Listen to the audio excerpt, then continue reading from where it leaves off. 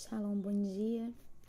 Vamos dar início à nossa meditação de hoje. Quero te convidar a pegar a sua Bíblia e abrir comigo em Josué, capítulo 4, que diz assim: Tendo, pois, todo o povo passado o Jordão, falou o Senhor a Josué, dizendo: Tomai do povo 12 homens, um de cada tribo, e ordenai-lhes, dizendo: Daqui do meio do Jordão, do lugar onde parados pousaram os sacerdotes os pés, tomai 12 pedras, e levai-as convosco e depositai-as no alojamento em que haveis de passar esta noite. Chamou, pois, Josué os 12 homens que escolhera dos filhos de Israel, um de cada tribo, e disse-lhes: Passai adiante da arca do Senhor, vosso Deus, ao meio do Jordão, e cada um levante sobre o ombro uma pedra, segundo o número das tribos dos filhos de Israel, para que isto seja por sinal entre vós. E quando vossos filhos no futuro perguntarem, dizendo: Que vos significam estas pedras? Então lhes direis que as águas do Jordão foram cortadas diante da aliança do Senhor. Em passando ela, foram as águas do Jordão cortadas. Estas pedras serão para sempre por memorial aos filhos de Israel. Fizeram, pois, os filhos de Israel como Josué ordenara, e levantaram 12 pedras do meio do Jordão, como o Senhor tinha dito a Josué, segundo o número das tribos dos filhos de Israel. E levaram-nas consigo ao alojamento e as depositaram ali. Levantou Josué também 12 pedras no meio do Jordão, no lugar em que parados pousaram os filhos, os sacerdotes, que levavam a arca da aliança, e ali estão até o dia de hoje, porque os sacerdotes que levavam a arca haviam parado no meio do Jordão, em pé, até que se cumpriu tudo quanto o Senhor, por intermédio de Moisés, ordenara a Josué falasse ao povo, e o povo se apressou e passou. Tendo passado todo o povo, então passou a arca do Senhor e os sacerdotes à vista de todo o povo. Passaram os filhos de Ruben e os filhos de Gade e a meia tribo de Manassés, armados na frente dos filhos de Israel, de como Moisés lhes tinha dito. Uns 40.000 homens de guerra armados passaram diante do Senhor para a batalha às campinas de Jericó. Naquele dia, o Senhor engrandeceu a Josué na presença de todo Israel, e respeitaram-se todos os dias da sua vida como haviam respeitado a Moisés. Disse, pois, o Senhor a Josué: Dá ordem aos sacerdotes que levam a arca do testemunho que subam do Jordão. Então ordenou Josué aos sacerdotes, dizendo: Subi ao Jordão.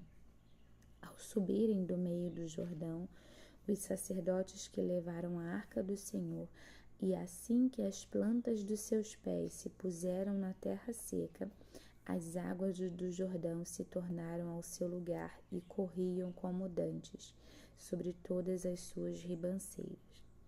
Subiu, pois, do Jordão o povo no dia 10 do primeiro mês, e acamparam-se em Gilgal, do lado oriental de Jericó.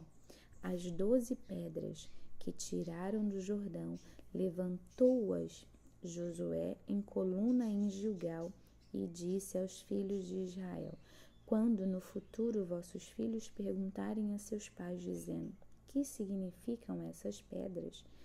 Farei saber a vossos filhos, dizendo: Israel passou em seco este Jordão, porque o Senhor vosso Deus fez secar as águas do Jordão diante de vós, até que passasseis, como o Senhor vosso Deus fez ao Mar Vermelho, ao qual secou perante nós, até que passamos, para que todos os povos da terra conheçam que a mão do Senhor é forte, a fim de que temais ao Senhor vosso Deus todos os dias. Aqui, a palavra de hoje vai falar acerca das 12 pedras tiradas do meio do Jordão. E essas pedras se transformaram como uma lembrança da provisão miraculosa de Deus. Ou seja, aqui vai falar que essas pedras se transformariam num memorial para que os filhos dos filhos de Israel soubessem que Deus havia feito mais um milagre. E aí, e aí o versículo 23 vai falar exatamente o que eu estava pensando enquanto estava lendo este versículo. Porque o Senhor vosso Deus fez secar as águas do Jordão diante de vós, como fez no Mar Vermelho. Isso significa que o mesmo Deus de ontem é o mesmo Deus de hoje e será eternamente.